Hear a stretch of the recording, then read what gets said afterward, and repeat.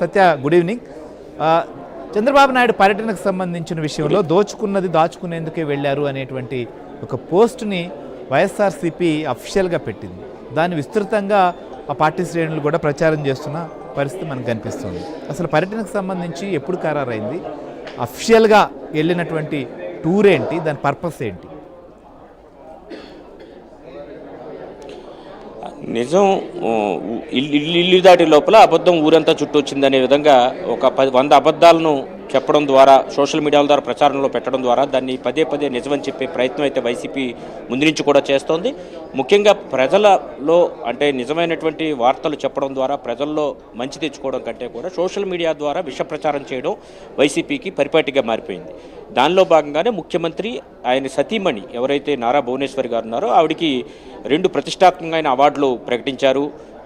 IOD సంస్థ distinguished fellowship ప్రజాసేవకు సంబంధించి ఇవ్వడం జరిగింది. అదే సమయంలో ఇన్స్టిట్యూట్ ఆఫ్ ఎక్సలెన్స్గా హెరిటేజ్ ఫుడ్స్కి గోల్డెన్ పికాక్ అవార్డు, గతంలో చాలా నిష్ణాతులైన వ్యక్తులకు ఈ అవార్డు లభించింది. ఆ అవార్డును కూడా ఆవిడకి ప్రకటించడంతో ముందుగా దాన్ని వ్యక్తిగత పర్యటనను కూడా సీఎంఓ వచ్చినటువంటి ఒక ప్రకటనలో పేర్కొనడం జరిగింది. ఆ పర్యటనకు కొనసాగింపుగా అక్కడ ఉన్నటువంటి పారిశ్రామికవేత్తలను ముఖ్యమంత్రి కలుస్తారు. కలిసి ఈ నెల 14-15 తేదీల్లో విశాఖపట్నంలో సిఐఐ పార్ట్నర్షిప్ సమ్మిట్ ఏదైతే ఉందో దానికి ఆహ్వానిస్తారని పేర్కొనడం జరిగింది.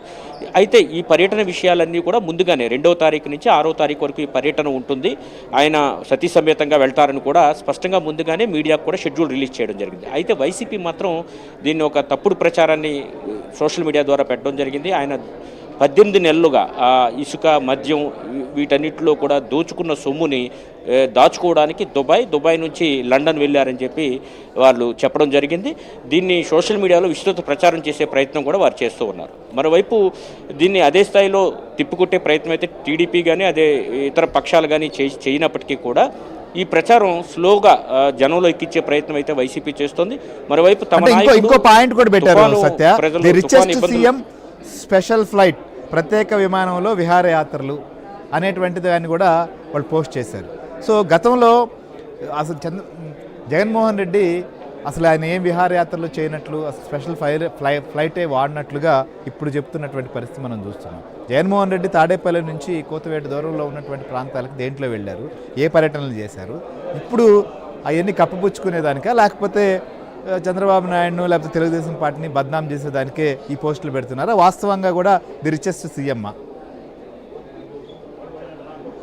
గతంలో జగన్ దావోస్ పర్యటనకు వెళ్ళినప్పుడు దావోస్కి నేరుగా వెళ్లాల్సి ఉండగా ఆయన లండన్ వెళ్ళి కుమార్తెను చూసి అక్కడి నుంచి దావోస్కి వచ్చారు. అది అధికారిక పర్యటన ఇటినరీలో అది లేనప్పటికీ కూడా ఆ పర్యటన వ్యక్తిగతంగా కుటుంబ సభ్యులు కలవడానికి వెళ్ళారు. అందులో పెద్ద విషయం లేదు, కానీ అది చెప్పకుండా వెళ్ళడం ఒక రకంగా అయితే ప్రభుత్వ యంత్రాంగానికి తెలియకుండా వెళ్ళడం అనేది ఇబ్బందికర పరిణామం అని చెప్పుకోవాలి. మరోవైపు తాడేపల్లిలో ఉన్నటువంటి తన నివాసం నుంచి కృష్ణాయపాలెం కరెక్ట్గా 2 కిలోమీటర్ల దూరం, ఆ ప్రాంతంలో ఈ సెంటు స్థలాలు ఇచ్చేందుకు 2 కిలోమీటర్ల దూరం హెలికాప్టర్లో ఆయన ఉపయోగించడం జరిగింది. రోడ్డు మార్గం ద్వారా వెళ్తే 5 నిమిషాలు, హెలికాప్టర్ ద్వారా రావడం జరిగింది. కాబట్టి ప్రత్యేక విమానంలో చంద్రబాబు నాయుడు లండన్ వెళ్ళారు. ప్రత్యేక విమానంలోనే దాదాపు వెళ్తారు. ఎందుకంటే టైం సేవింగ్ ఒకటి, 2 ప్రత్యేక విమానంలో వెళ్తే కనుక మామూలుగా రెగ్యులర్ వెళ్ళే విమానం కంటే కూడా మొత్తం చాలామందిని తీసుకువెళ్తారు. కూడా వెళ్ళినప్పుడు అఫీషియల్ విజిట్కి వెళ్ళినప్పుడు చాలామంది తీసుకువెళ్తారు. కాబట్టి ఇదంతా కూడా ప్రత్యేక విమానం వెళ్తే కలిసి వస్తుంది, టైం సేవింగ్. అక్కడ ఉన్న అధికారులందరినీ సకాలంలో కలిసే అవకాశం ఉంటుంది. అక్కడ అవతల వాళ్ళ టైం కూడా మ్యాచ్ కావాల్సి ఉంటుంది. గతంలో కూడా జగన్మోహన్ రెడ్డి ఇటువంటి ప్రత్యేక విమానాల్లోనే దేశ విదేశాలకు వెళ్ళిన పరిస్థితి అయితే ఉంది. వివిధ ప్రాంతాలకు కూడా పర్యటించిన పరిస్థితి కూడా మనం చూసాం. అయినప్పటికీ కూడా ఇటువంటి ఒక దుష్ప్రచారాన్ని అయితే మాత్రం సోషల్ మీడియా ద్వారా చొప్పించే ప్రయత్నం చేస్తున్నారు. తమ నాయకుడు పొలాల్లో ఉంటే చంద్రబాబు విదేశాలకు వెళ్ళిపోయారని చెప్తున్నారు. అసలు నిజానికి తుఫాను తీరం దాటే సమయంలో అనుక్షణం కూడా ఆర్టీజీఎస్లో ఉండి అర్ధరాత్రి తెల్లవారులు కూడా పూర్తి స్థాయిలో దాన్ని మానిటర్ చేసి తుఫాను తీరం దాటి వరకు కూడా సచివాలయంలో ఉండి వెళ్ళింది అయితే చంద్రబాబు నాయుడు, నారా లోకేష్, హోంమంత్రి వంగలపూడి అనిత వీరందరూ కూడా సచివాలయంలో ఉండి, మంత్రి నారాయణ వీరందరూ కూడా ఎప్పటికప్పుడు మానిటర్ చేశారు. ఆ టైంలో జగన్ ఎక్కడున్నారు? బెంగళూరులో ఉండడం జరిగింది. ఆయన రాష్ట్రంలో ఏం జరుగుతుందనే విషయం కూడా తెలుసుకునే ప్రయత్నం అయితే చేయలేదు. మరోవైపు గతంలో కూడా హుద్హుద్ వచ్చినప్పుడు ఆయన హైదరాబాద్లో అవెంజర్స్ మూవీకి వెళ్ళారని కూడా తెలుగుదేశం పార్టీ ఆరోపిస్తోంది. తిత్లీ వచ్చినప్పుడు వైజాగ్లో ఉండి బాధితులను కలిసేందుకు కోతవేటు దూరంలో తిత్లీ తుఫాన్ తీరం దాటిన ప్రాంతానికి వెళ్లేందుకు కూడా ఆయన సిద్ధపడలేదు. కాబట్టి ఆయన గతంలో చేసిన నిర్వాకాలని పక్కన పెట్టి ఇప్పుడు ఆ ప్రభుత్వం పనిచేయటం లేదు అనే విధంగా నిజానికి ఏదైతే ఈ పునరావాస కేంద్రాల వద్ద ఉన్నవారికి ఉప్పు పప్పు ఇవ్వడంతో పాటు ఒక్కొక్కరికి 3,000 రూపాయలు అక్కడే ఇచ్చి పంపించింది ఈ ప్రభుత్వం. గతంలో అవి ఇచ్చేందుకు కూడా వారాలు పట్టేవి.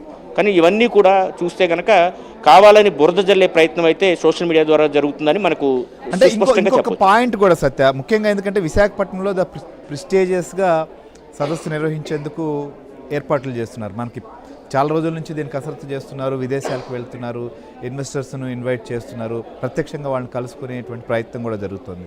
ఇంకోవైపు పెట్టుబడులు వస్తున్నాయి, మనం చూస్తున్నాం. దాంట్లో భాగంగా ఆ సదస్సుకు ముందు వెళ్ళినటువంటి కార్యక్రమం ఇది.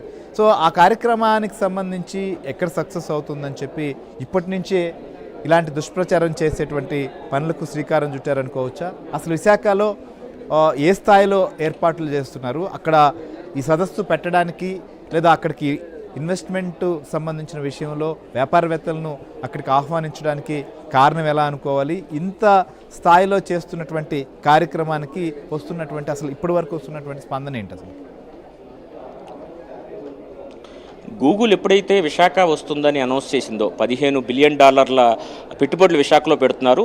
అమెరికా వెలుపల ఒక ఏఐ డేటా సెంటర్, అతిపెద్ద డేటా సెంటర్ విశాఖలో వస్తుందని ఎప్పుడైతే ప్రకటించిందో వెంటనే వైసీపీ నాయకులందరూ ఎదురుదాడి చేశారు. అక్కడ చెట్లు కూడా మొలవు, విపరీతమైన వేడి పెరిగిపోతుంది, విద్యుత్తును విస్తృతంగా వినియోగించేస్తారు, నీటిని వాడేస్తారు, ఇవన్నీ కూడా ప్రచారంలో పెట్టారు. సోషల్ మీడియా ద్వారా కూడా చెప్పారు.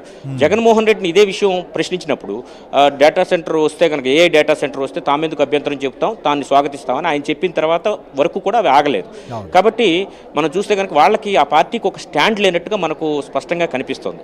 మరోవైపు విశాఖపట్నంలో 14-15 తేదీల్లో చాలా ప్రతిష్టాత్మకంగా ఈ సదస్సు ఏదైతే నిర్వహిస్తున్నారో దీనికి ముందు మనం కొంచెం బ్యాక్గ్రౌండ్ కూడా చూడాలి. సింగపూర్ పర్యటనకు ముఖ్యమంత్రి వెళ్ళినప్పుడు అక్కడ వాళ్ళని ఆహ్వానించే ప్రయత్నం చేస్తుంటే మరోవైపు ఇక్కడి నుంచి అంటే ఏపీలోంచి కొంతమందితో వాళ్ళకి మెయిల్స్ పెట్టించడం, ఇక్కడికి రావద్దు, ఇక్కడ పెట్టుబడులు పెట్టవద్దు, మేము వస్తే ఆ సంస్థలు రద్దు చేస్తామని మెయిల్స్ పెట్టించడం లాంటివి కూడా బహిర్గతమైన పరిస్థితులు మనం చూసాం. అయినప్పటికీ కూడా పెట్టుబడిదారులు వస్తూ ఉండడం, వరుసగా ఒకళ్ళ తర్వాత ఆర్సిలార్ మెట్లు కానీ గూగుల్ కానీ ఇలా పెట్టుబడిదారులు వస్తుండడం వాళ్ళకి కొంచెం కంటగింపుగా కనిపించినట్టుగా మనకు అనిపిస్తుంది ఈ పరిణామాలన్నీ చూస్తూ ఉంటే. కాబట్టి ఇప్పుడు లండన్ ముఖ్యమంత్రి వెళ్ళిన తర్వాత కూడా 20,000 కోట్లు పెట్టుబడులు పెట్టేందుకు హిందూజా ముందుకు వచ్చింది. అంటే పెట్టుబడుల సదస్సు కంటే ముందు ఏపీలో 20,000 కోట్లు పెట్టుబడులు పెట్టడానికి ముఖ్యమంత్రి అక్కడికి వెళ్ళిన తర్వాత వారు ముందుకు రావడం జరిగింది. ఈవీ తయారీ నెట్వర్క్ ప్లాంట్ను కూడా ఏర్పాటు చేయడానికి అంగీకరించింది. విశాఖలో విద్యుత్ కేంద్రం ఇప్పటికే ఉన్న విద్యుత్ కేంద్రాన్ని మరొక 1600 మెగావాట్లు పెంచేందుకు కూడా వాళ్ళు అంగీకరించారు. ఇదంతా కూడా ముఖ్యమంత్రి లండన్ పర్యటన వల్లే జరిగింది. అయితే దీన్నంతా పక్కన పెట్టేసి కేవలం తన దాచుకున్న డబ్బులను లండన్లో దాచుకునేందుకు, దుబాయ్లో దాచుకునేందుకు వెళ్తున్నారనే ఒక అసత్య ప్రచారాన్ని అయితే మాత్రం సోషల్ మీడియా ద్వారా పెట్టే ప్రయత్నం వైసీపీ పార్టీ అయితే చేస్తోంది. ఇది ఎప్పుడు గతంలోనే ఈ పార్టీకి ఉన్న అలవాటు.